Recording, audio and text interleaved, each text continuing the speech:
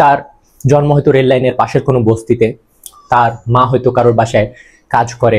আমি আসলে আবিদকে নিয়ে একটা জাস্ট সার্কাজম করছিলাম, সার্কাস্টিক একটা ভিডিও, সমালোচনা বলা যায় না, সমালোচনা বা ক্রিটিসিজম আরো বড় কিছু। এটা হচ্ছে তার 2 হাত তুলে সালাম দেওয়ার যে ব্যাপারটা আমার কাছে বেশ ফানি মনে হয়েছিল, তো ওইটা নিয়ে জাস্ট একটা সার্কাজম ভিডিও বানাইছি, অ্যাজ ইউজুয়াল যেভাবে আমি বানাই নর্মাল একটা ভিডিও। তো ভিডিওটার মধ্যে ওই দলের যে সমর্থক গোষ্ঠী তারা হঠাৎ এমনভাবে রিয়েক্ট করছে, আমার মনে হয়েছে যে আমি হয়তো তাদের জমি সম্পত্তি লিখে নিছি। তো জিনিসটা অনেক অবাক করছে আমাকে, এরকম ইনটলারেন্সটা কেন? তারা হঠাৎ এভাবে যে ইনটলারেন্ট হয়ে গেছে, গালাগালি থেকে শুরু করে মা বাপ তুলে গালাগালি এই পর্যায়ে নেমে গেছে, এতটা অসহনশীল কেন? সামান্য একটা সমালোচনা, সামান্য একটা ক্রিটিসিজমও না, সামান্য একটা সার্কাজম নিয়েও যদি নিতে না পারে আসলে। তো পরে অনেকক্ষণ চিন্তা করার পর যে জিনিসটা বুঝলাম যে এই দলটা ট্রুলি জনসাধারণের, ট্রুলি বাংলাদেশের যে নিম্ন শ্রেণীর জনসাধারণ, সেই জনসাধারণ দলটাকে ওন করে। কিভাবে?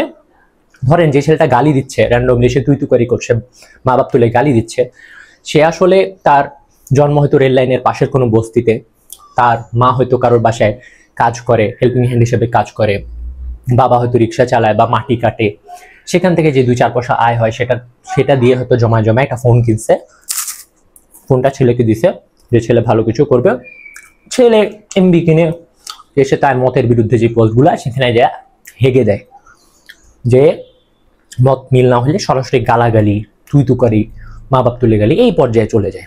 এখন এই শ্রেণীর যারা আছে আসলে ওরা খেটে খাওয়া মানুষ, ওরা যুদ্ধ করে বাঁচা মানুষ, ওরা এগুলো দেখেই বড় হয়েছে। সে আসলে আপনি একটা সাধারণ সমালোচনা বা সাধারণ সার্কাজম সে নিতে পারবে না, তার টলারেন্স লেভেলটা ওইরকম না।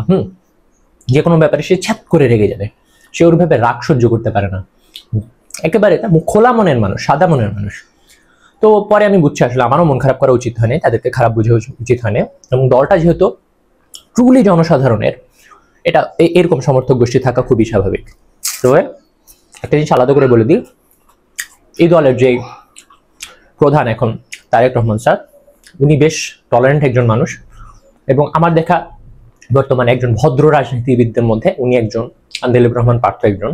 তো আমি তাদেরকে এই জায়গা থেকে রেসপেক্ট করি, তো এর কি। কিন্তু ওনারা কিন্তু আবার জনসাধারণের নেতা না, জনসাধারণের নেতা হইতে হলে আসলে ওই লেভেলে যাইতে হবে যে লেভেলে তার সমর্থকরা আছে। যাই হোক, টলারেন্স তাদের থেকে এক্সপেক্ট করা উচিত হয়নি আমার, সেটাই আমার ভুল। আর খাচ্ছি হচ্ছে খাজা, খয়কার খা কিন্তু, হ্যাঁ, খ কুষ্টিয়ার তিলে খাজা, বেশ ভালো আলহামদুলিল্লাহ, এবং হেলদি না, হেলথ কনসিয়াসরা এটা দূরে থাকেন, চিনি দিয়ে বানানো, বাট সেই ভাই সেই।